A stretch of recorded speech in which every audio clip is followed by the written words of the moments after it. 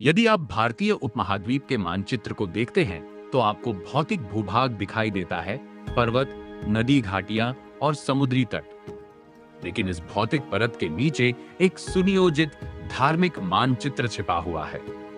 यह एक विशाल नेटवर्क है जो हजारों दूरस्थ स्थानों को एक दूसरे से जोड़ता है। जबकि अलग अलग साम्राज्य उठे और समाप्त हो गए, ये केंद्र स्थिर बने रहे। एक साझा धार्मिक पंचांग के माध्यम से दूरस्थ क्षेत्रों को जोड़कर इस मानचित्र ने बदलती सीमाओं और आक्रमणों के बावजूद हजारों वर्षों तक एक अखंड सभ्यतागत पहचान को बनाए रखा। लेकिन यदि आप यह समझने की कोशिश कर रहे हैं कि अपना समय, धन या बौद्धिक ऊर्जा कहां निवेश करें, तो यह विशालता स्वयं में भारी लग सकती है। भारत भर में हजारों पवित्र स्थल हैं। किसी स्थान को बिना समझे चुन लेना आपको अपने वास्तविक उद्देश्य से भटका सकता है। इस परंपरागत भूगोल को बिना भ्रमित हुए समझने के लिए हमें अव्यवस्था से आगे देखना होगा और यह पहचानना होगा कि ये स्थल अत्यंत स्पष्ट संस्थागत नेटवर्कों में संगठित हैं। हम इन्हें 5 मुख्य श्रेणियों में बांट सकते हैं: मंदिर, शक्तिपीठ, ज्योतिर्लिंग, मठ और धाम। इस चित्र को देखिए। जब हम हजारों बिखरे हुए स्थानों को व्यवस्थित करते हैं तो वे एक सटीक ज्यामितीय संरचना में दिखाई देने लगते हैं। धामों के लिए एक चतुर्दिक क्रॉस, मठों के लिए 4 कोने, ज्योतिर्लिंगों के लिए 12 स्तंभ और शक्तिपीठों के लिए 51 विस्तृत केंद्र। इस संरचना में यात्रा करने के लिए एक स्पष्ट निर्णय आवश्यक है। आपको यह तय करना होगा कि आप क्या त्यागने के लिए तैयार हैं और बदले में क्या प्राप्त करना चाहते हैं, क्योंकि आपको चुनना होगा भव्य स्थापत्य, बौद्धिक तपस्या, तीव्र भक्ति या अत्यंत कठिन शारीरिक यात्रा के बीच। मंदिर इस नेटवर्क का सबसे सुलभ प्रवेश द्वार है। पर्यटक अक्सर उन्हें केवल सुंदर पत्थर की इमारतों के रूप में देखते हैं, लेकिन उनका निर्माण अत्यंत गहन उद्देश्य के साथ किया गया है। ये संरचनाएं सटीक गणितीय उपकरण है। इन्हें इस प्रकार निर्मित किया गया है कि ब्रह्मांड की संरचना को त्रिआयामी स्थान में रूपांतरित किया जा सके। यह चित्र वास्तु पुरुष मंडल को दर्शाता है, एक ज्यामितीय संरचना जहां एक ब्रह्मांडीय पुरुष का स्वरूप मंदिर के अनुपात निर्धारित करता है। सबसे नीचे गर्भगृह स्थित होता है, एक अंधकारमय केंद्र जिसमें ऊर्जा का संकेंद्रण होता है। उसके ऊपर शिखर उठता है जो आमलक से सुशोभित होकर दिव्यता की ओर संकेत करता है। आप यही ब्रह्मांडीय गणित पूरे भारतीय उपमहाद्वीप में मंदिर स्थापत्य के भीतर पाएंगे। उत्तर के वक्राकार शिखरों से लेकर दक्षिण के विशाल और अत्यंत सूक्ष्म नक्काशीदार द्रविड़ गोपुरमों तक। यदि आप सहज रूप से ब्रह्मांडीय अनुभव प्राप्त करना चाहते हैं तो मंदिर आपके लिए सबसे उपयुक्त है।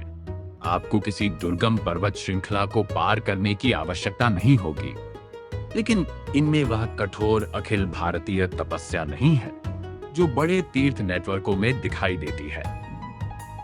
यदि आप दृश्य भव्यता को पूरी तरह हटाना चाहते हैं तो आपको मठों की ओर देखना होगा। ये ऐसे मठीय केंद्र हैं जो विशेष रूप से दर्शन और ज्ञान की रक्षा तथा परंपरा के संरक्षण के लिए बनाए गए हैं।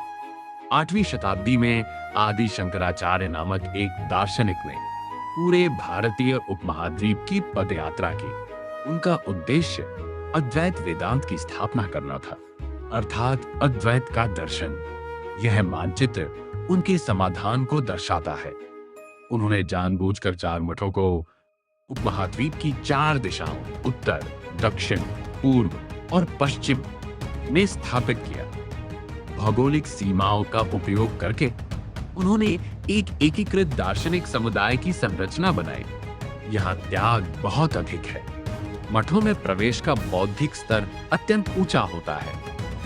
ये अत्यंत सादे, शांत और अनुशासित वातावरण होते हैं जो कठोर अध्ययन और तर्क पर केंद्रित रहते हैं।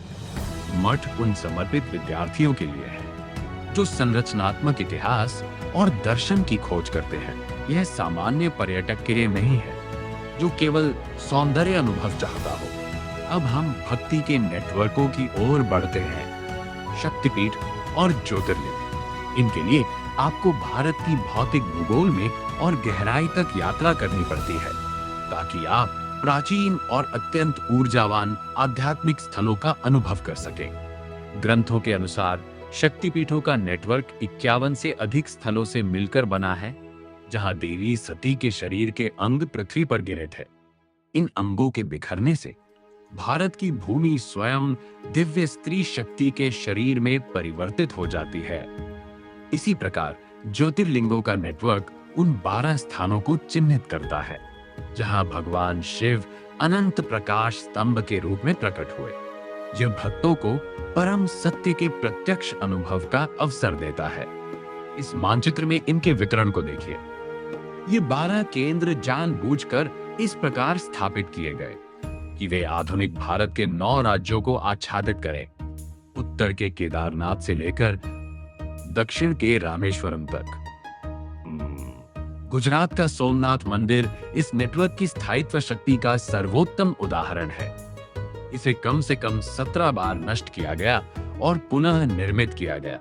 संरचना बार बार वापस लौटी क्योंकि यह विश्वास कि स्वयं वह स्थान पवित्र है किसी भी आक्रमणकारी राजनीतिक शक्ति से अधिक स्थायी सिद्ध हुआ।